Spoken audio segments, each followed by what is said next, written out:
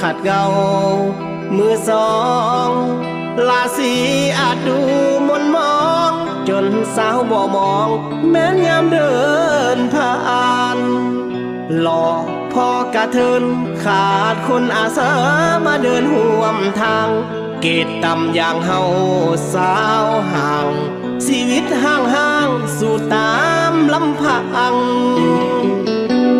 สาวยุคใหม่สังคมให้สู่อินเทรนด์สนใจหนุ่มหล่อขี่เก่งขี่เบน